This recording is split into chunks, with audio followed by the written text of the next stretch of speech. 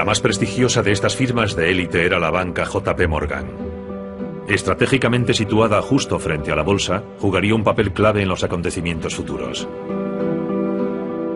Como socio más antiguo de JP Morgan, Thomas Lamont era el hombre más poderoso de Wall Street. Su influencia se extendía mucho más allá de Nueva York. Lamont y los demás socios de JP Morgan hablaban de forma regular con los sucesivos presidentes. Mi abuelo era un hombre muy ocupado y no tenía tiempo, como hacen otros abuelos, para llevar a su nieto a un partido de béisbol, a pescar o cosas así. El estilo de vida de mi abuelo era desde luego un estilo muy elegante, de eso no hay duda. Tenía un yate, el Reynard, de 20 metros de eslora. Era un yate muy bonito con el que a menudo descendía el río desde su casa en Palisade para ir a trabajar en barco por el río Hudson hasta Wall Street. Y desde ahí iba andando hasta el banco. Bajo la dirección de Lamont, JP Morgan se mantuvo al margen de los peores excesos del mercado de valores. Pero la estrecha relación entre los banqueros de élite y los políticos ayudó a que el gobierno redujera el control de Wall Street al mínimo. Los especuladores aficionados estaban paralizados de asombro ante la subida de sus inversiones, pero no eran conscientes de cómo funcionaba realmente Wall Street. Ante la escasa supervisión del gobierno, el mercado tenía su propia ley y era habitual el abuso de información privilegiada. Había una gran manipulación del mercado. No había ninguna transparencia. Y cuando Wall Street era muy pequeño e independiente daba igual. Pero cuando las personas como usted y yo empezamos a poner en el mercado el dinero que tanto nos había costado ganar, empezó a importar. La bolsa de los años 20 no era justa ni democrática. Era un gran casino, dirigido por especuladores profesionales.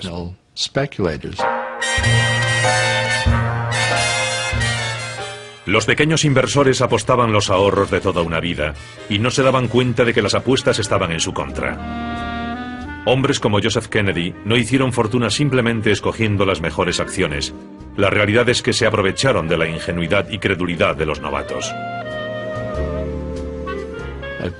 Un puñado de especuladores avispados se reunía y, de forma coordinada, empezaba a comprar lenta pero implacablemente unas acciones concretas. Lo que hacían era inflar el mercado de una acción concreta, comprarla y después bajarla en el mercado, de modo que ellos se llevaban los beneficios, mientras el inversor medio que había comprado esas acciones se quedaba con las pérdidas. Incluso algunas de las casas de inversión de la élite de Wall Street participaron en esta manipulación del mercado.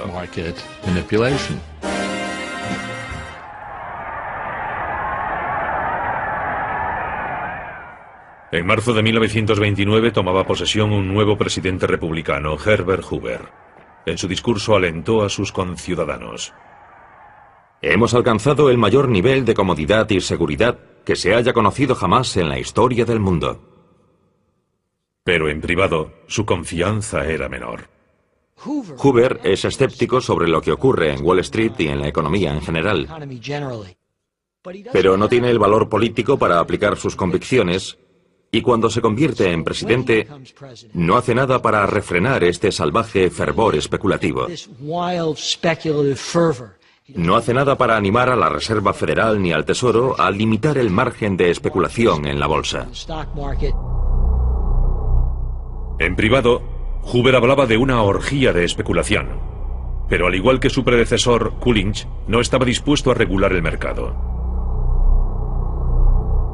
Sin embargo, Hoover no era el único que temía que la burbuja de la bolsa estuviese a punto de explotar.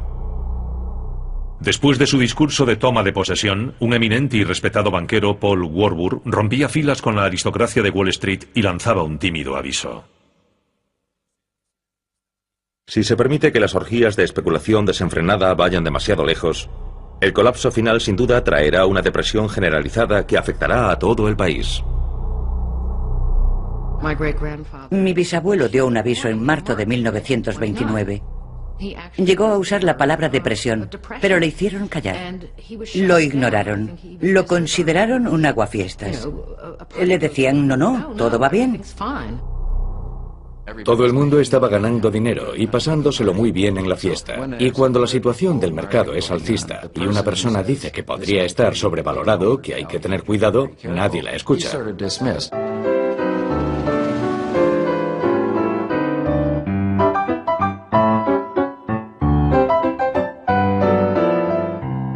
Las predicciones de Warburg cayeron en oídos sordos, y entre mayo y septiembre de 1929, 60 nuevas empresas se unieron a la Bolsa de Nueva York, añadiendo más de 100 millones de acciones al mercado y alimentando la burbuja inversora.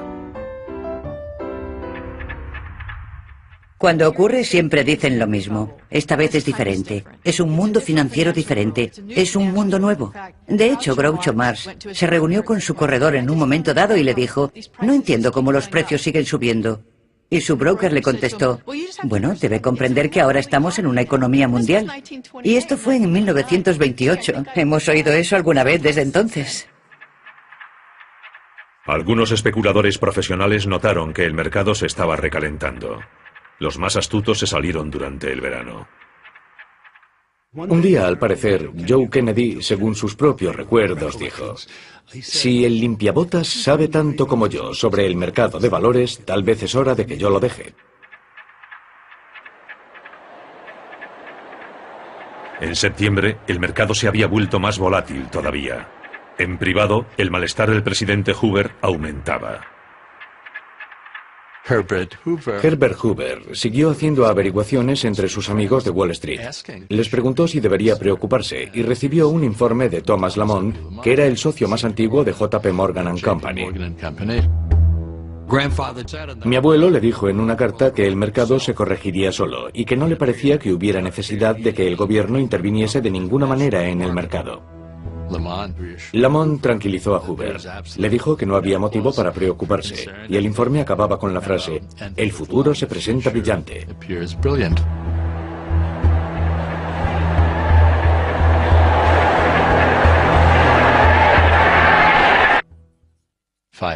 Cinco días después, la bolsa se desplomaba.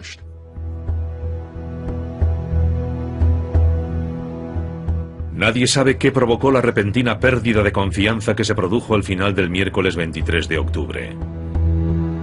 Pero de repente, una brusca caída en las acciones del sector del automóvil provocó un frenético negocio de última hora. Se vendieron millones de acciones de repente. Al día siguiente, comenzaba el gran crack de 1929.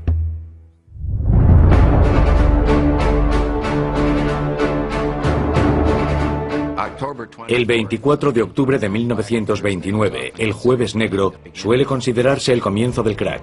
Hubo una tremenda caída que asustó a mucha gente. Es imposible subestimar la conmoción. Una sensación de sorpresa e incredulidad. La gente siente pánico, porque el mercado cae, cae y cae. Desesperadas por conseguir alguna noticia, miles de personas se congregan en los alrededores de la bolsa. Había muchísima gente, muy enfadada, con la mirada fija. Eran personas arruinadas. Las autoridades locales están tan alarmadas que envían a 400 policías montados, temerosas de que se produzca una especie de toma de la Bastilla de la bolsa. Dicen que había un murmullo muy extraño en el aire, que había una especie de extraño ruido fantasmal, que debían de ser las voces humadas de todas aquellas personas compartiendo sus preocupaciones. La reacción popular fue: esto no puede estar pasando.